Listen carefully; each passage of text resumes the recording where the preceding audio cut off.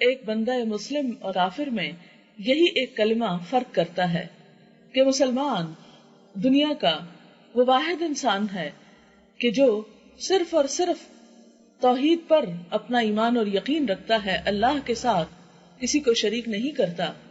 لیکن افسوس کے ساتھ کہنا پڑتا ہے کہ بعض اوقات ہم جان کر نہیں، انجانے میں بے سمجھے بعض ایسے کانسیپٹ ڈیولپ کر لیتے ہیں، بعض ایسی سوچیں رکھتے ہیں، بعض ایسے جملے بولتے ہیں کہ جس کے اندر کسی نہ کسی طرح شرک کی کچھ ملاوٹ ہو جاتی ہے.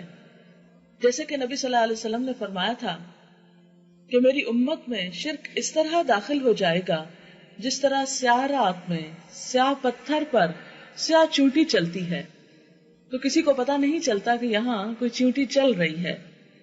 اندھیرے میں اگر کوئی چیز چل رہی ہو تو انسان اس کو پہچان نہیں سکتا. اسی طرح جب دین سے لا علمی ہوتی ہے، جہالت کا اندھیرا ہوتا ہے، تو ایسے میں بھی انسان یہ نہیں پہچان پاتا کہ کہیں شرک ہو رہا ہے. پھر آپ دیکھیں کہ چونکہ شرک ایسا گناہ ہے کہ جس کی موجودگی میں کوئی عبادت فائدہ نہیں دیتی، کوئی دوسری چیز انسان کو اللہ کے قریب نہیں کر سکتی. یہ بالکل ایسے ہی ہے کہ جیسے ایک انسان اگر بہت اچھی غذا کھائے لیکن ساتھ ہی تھوڑا سا سینکھیا بھی کھا لے تو اچھی غذا ساری کی ساری بیکار ہو جائے گی اگر زہر ساتھ کھا لیا یا جراثیم بھری کوئی چیز کھا لی. بالکل اسی طرح ایک طرف اگر انسان نماز پڑھتا ہے، روزہ رکھتا ہے، ذکر اذکار کرتا ہے، لیکن ساتھ ہی کچھ ایسی سوچیں رکھتا ہے، کچھ ایسے کام کرتا ہے کہ جس میں شرک ہے، تو اس میں یہ نیکیاں شرک جو ہے ان کو ضائع کر دیتا ہے.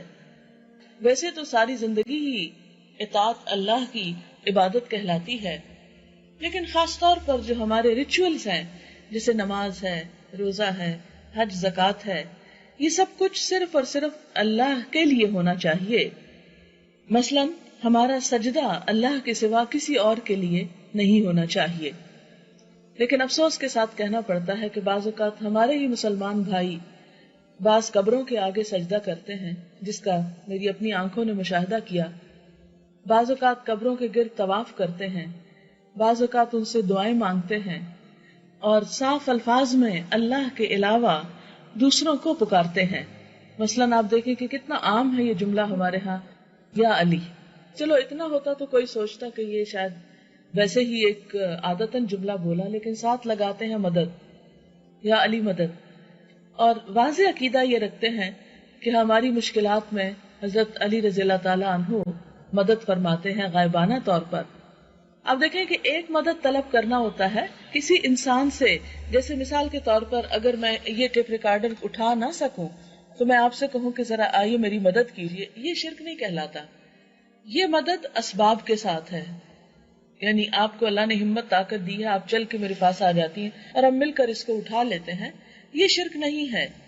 لیکن ایک ایسا انسان جو یہاں موجود نہ ہو، اس کے بارے میں یہ سمجھنا کہ اس کی اتنی طاقت ہے کہ وہ روحانی طور پر میری ایسی مدد کرے گا کہ میں اکیلے ہی اس کام کو کرنے کے قابل ہو جاؤں، تو یہ چیز شرک میں شمار ہو جاتی ہے. کیونکہ ہماری دعا بھی صرف اسی سے ہونی چاہیے، یعنی ہمارا سجدہ، ہمارا مال خرچ کرنا، صدقہ خیرات، جیسے جانور وغیرہ ذبح کرنا. عربوں کے ہاں بتوں کے نام پر جانور ذبح کیے جاتے تھے اور چڑھاوے چڑھائے جاتے تھے. لیکن افسوس کہ آج ہمارے ہاں وہ بت تو نہیں رہے جو کھڑے ہیں، لیکن کچھ بت ایسے جو لیٹے ہوئے ہیں مردہ انسانوں کی شکل میں، ان کے نام پر بعض اوقات ایسے کام شروع کر دیے جاتے ہیں. لیکن آپ دیکھیں کہ نبی صلی اللہ علیہ وسلم نے اللہ تعالیٰ کی قربت چاہنے کے لیے ایسا کوئی بھی کام نہیں کیا. قرآن پاک میں خود نبی صلی اللہ علیہ وسلم کو حکم ہے فَصَلِّ لِرَبِّكَ وَانْحَرْ، نماز پڑھو اپنے رب کے لیے اور قربانی کرو اپنے رب کے لیے. جب آپ کو حکم ہے کہ رب کے لیے کرو تو پھر کوئی شخص آپ کے لیے بھی نہیں کر سکتا، اور اگر آپ کے لیے نہ کر سکے تو کسی اور بزرگ انسان کے لیے بھلا کیسے کر سکتا ہے. تو گویا کسی ہستی کے آگے جھکنا، رکوع کرنا، ہاتھ باندھ کر اس طرح کھڑے ہونا یا ان سے دعائیں مانگنا، یا ان کی قبر پر طواف کرنا. مجھے مصر جانے کا اتفاق ہوا اور وہاں امام حسین کے روزے کے نام سے ایک میدان حسین ازہر یونیورسٹی کے بالکل قریب ہی جگہ ہے. وہاں کہتے ہیں کہ امام حسین کا سر دفن ہے. اور پھر شام میں ہم آئے تو پتہ چلا وہاں بھی یہ خیال موجود ہے کہ وہاں بھی یہ چیز ہے. دونوں جگہوں کی تصویریں میں نے لی. اب آپ دیکھیں کہ وہاں بہت سارے لوگ، اتنا ہجوم تھا، باقاعدہ ایک طرف سے جاتے تھے اور دوسری طرف آتے تھے اور اسی طرح سرکل بنا رہے تھے جیسے ہمارا کعبہ شریف کے لیے طواف ہوتا ہے.